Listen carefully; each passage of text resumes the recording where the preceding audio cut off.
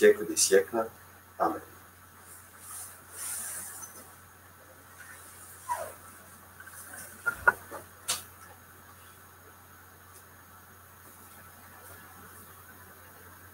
Lecture du livre des Actes des Apôtres.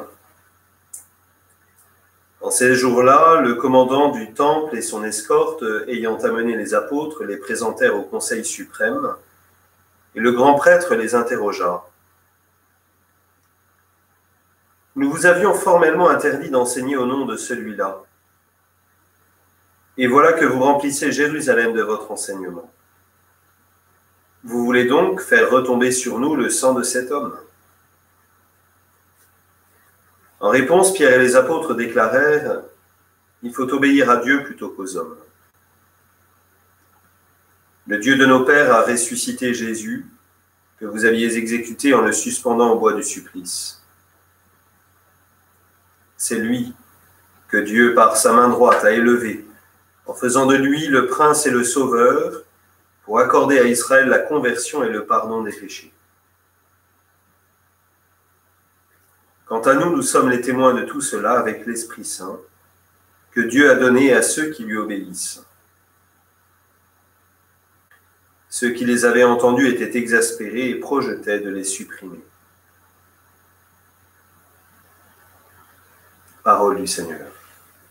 Nous rendons grâce à Dieu.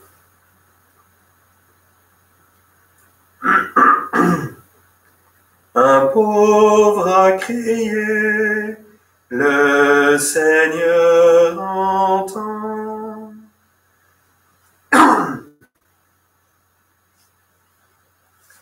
Je bénirai le Seigneur en tout temps, sa louange sans cesse à mes lèvres. Goûtez et voyez, le Seigneur est bon, heureux qui trouve en lui son refuge. Un pauvre a crié, le Seigneur entend. Le Seigneur affronte les méchants pour effacer de la terre leur mémoire. Le Seigneur entend ceux qui l'appellent, de toutes leurs angoisses il les délivre. Un pauvre a crié, le Seigneur entend. Il est proche du cœur brisé, il sauve l'esprit abattu. Malheur sur malheur pour le juste, mais le Seigneur chaque fois le délivre. Un pauvre a crié, le Seigneur entend. Alléluia, Alléluia, Alléluia, Alléluia, Alléluia, Alléluia, Alléluia, Alléluia. Thomas, parce que tu m'as vu, tu crois, dit le Seigneur. Heureux ceux qui croient sans avoir vu.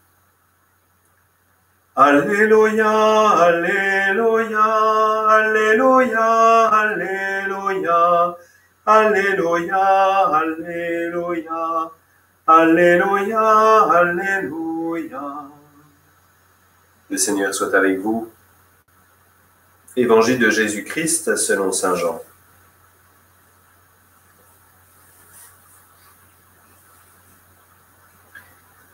En ce temps-là, Jésus disait à Nicodème, « Celui qui vient d'en haut est au-dessus de tous. Celui qui est de la terre est terrestre, et il parle de façon terrestre. Celui qui vient du ciel est au-dessus de tous.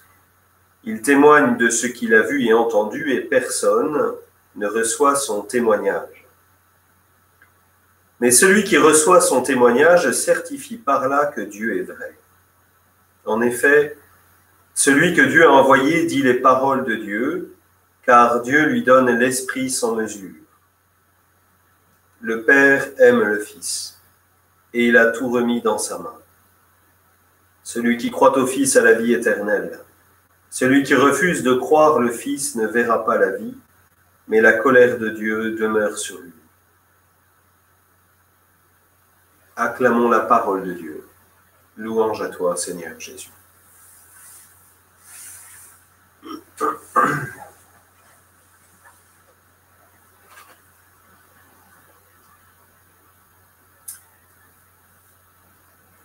Nous sommes devant un passage de l'Évangile qui est difficile en particulier si on se concentre et si on, comme le fait la liturgie, le découpe.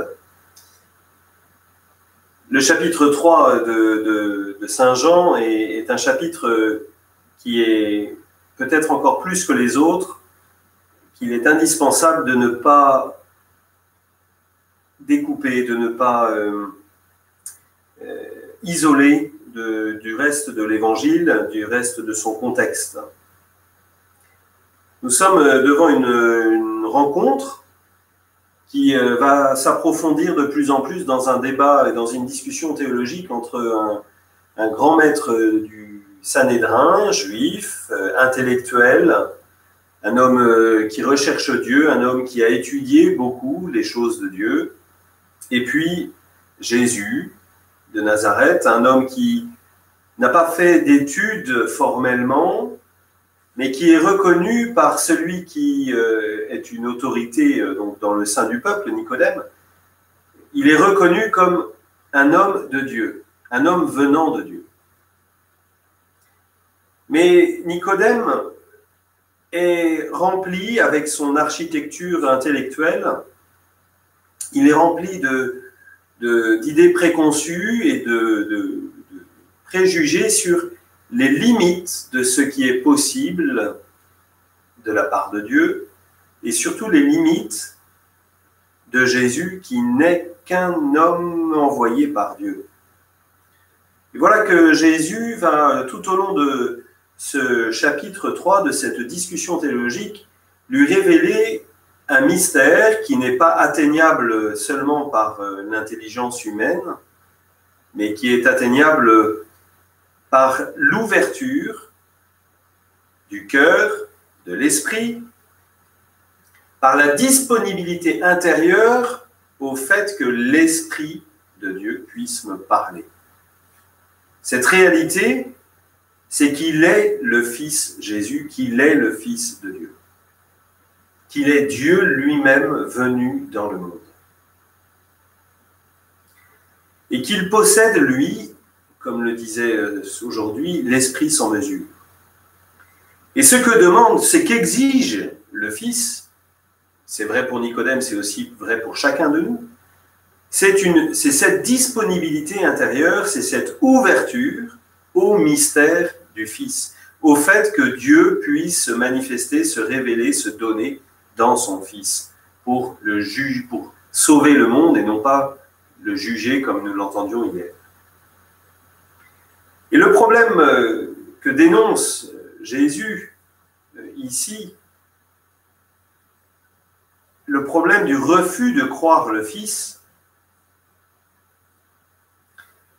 c'est le problème de ce manque d'ouverture, de disponibilité intérieure. C'est en fait le problème du fait que nous fixons des limites à Dieu suivant notre intelligence humaine. Nous ne voulons parler, nous ne voulons réfléchir que de façon terrestre. Et c'est là où ça ne va pas. C'est là où nous ne pouvons pas nous mettre en accord, en harmonie avec celui qui est au-dessus de tout. Nous ne pouvons pas à ce moment-là recevoir son témoignage. Le problème de cette fermeture de cœur, de ce manque d'ouverture, de disponibilité au mystère de Dieu, c'est que, au final, il risque de nous fermer aussi au mystère de l'autre, de mon prochain, et même à mon propre mystère. Je vais vouloir vivre la vie, penser la vie, dans un cadre que je fixerai moi-même. Je me mettrai d'une certaine façon à la place de Dieu, en voyant le monde tel qu'il est selon moi, et pas selon Dieu. Bien que cette Eucharistie, ce matin, nous fasse prendre conscience que cet appel à la conversion, que cet appel à l'ouverture, à la disponibilité intérieure pour accueillir le témoignage du Fils, il n'est pas pour ceux du dehors, non, il est pour nous. Pour toi qui assistes à cette messe, par le bien d'Internet, il est pour moi aussi. Parce que celui qui refuse de croire, ce n'est pas obligatoirement celui qui est dehors, mais ça peut être toi, ça peut être moi. Bien, demandons au Seigneur, si nous voulons voir la vie, demandons cette ouverture, cette disponibilité intérieure, en fait, cette capacité d'accueillir le don de la foi.